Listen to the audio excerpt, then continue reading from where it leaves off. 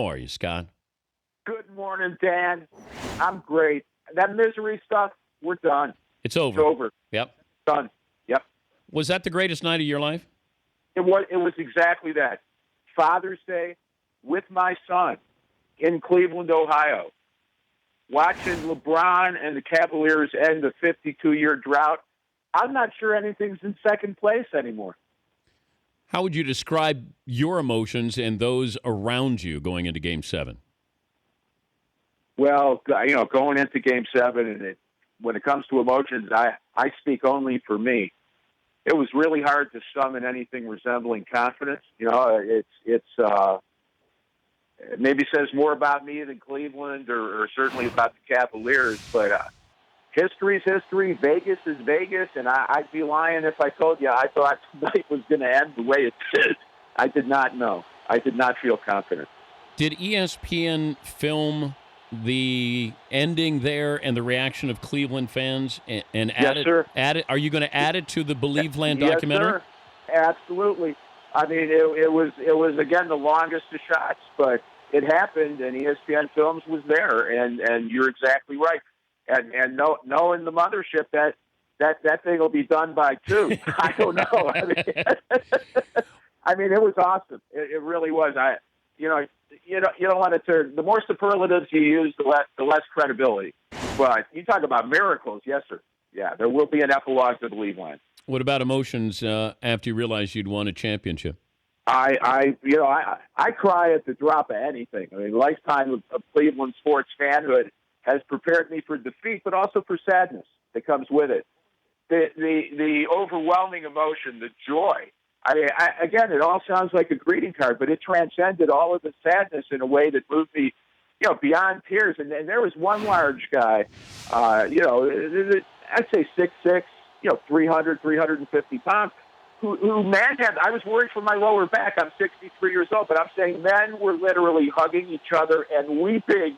And again, it's sports. It's only sports. It's not really, it was everything I ever could have dreamed of and more. It was awesome. It was. Where were you watching it in Cleveland? Well, the 2 official watch parties, I think it combined 30,000, sold out in seconds. So we found a place, the Wild Eagle Saloon. I don't think anyone progressed. They tried to keep Progressive Field open. The Tribe played yesterday and won, by the way, sweeping the White Sox. The first place Cleveland Indians, City of Champions. I don't know if I mentioned that Easy, yet. Scott. Easy. Sorry, Dan. Easy. Hey, if I'm not going to get carried away this morning, brother, when?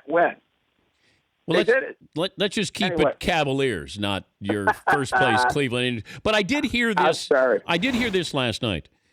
If you're a Cleveland Browns fan, are you celebrating this championship the same way? Well, I don't know too many either-or fans. It's certainly a football town, but you've had so much heartache with football. Does this? I'm telling you, it's over for me. I can only speak for me, but I was 12 years old when the Browns won, and I loved the Browns. Part of it for me, by the way, is the fact the NFL let them leave. Art Modell, I will always, internally condemned for me.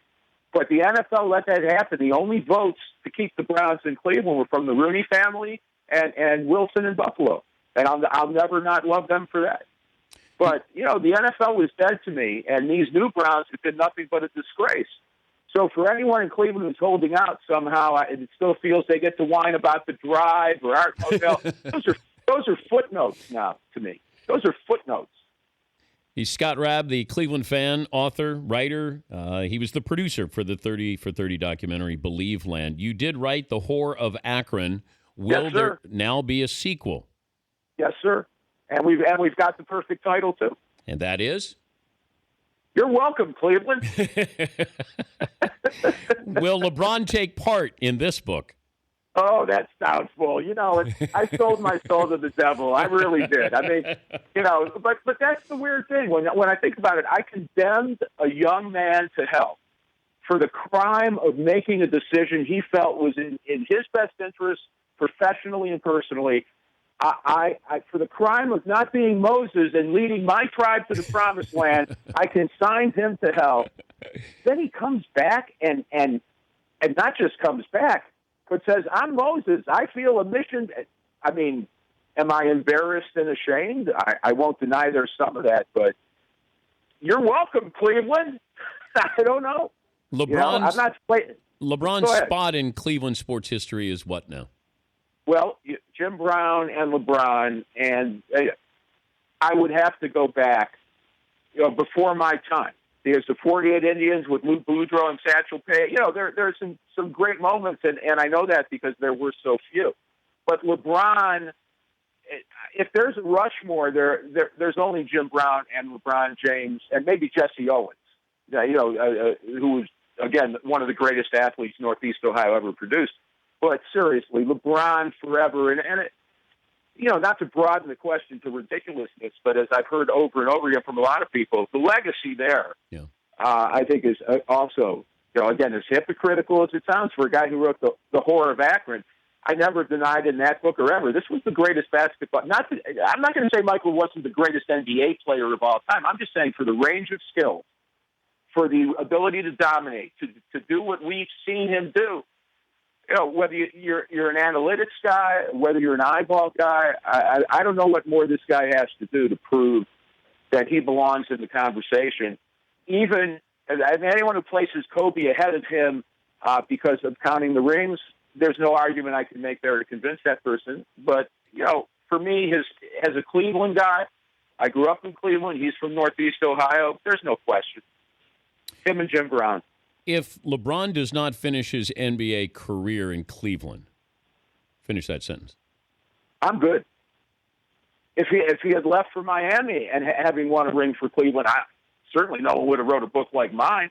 We would have had a tear in our eye, but we would have had nothing but love in our hearts.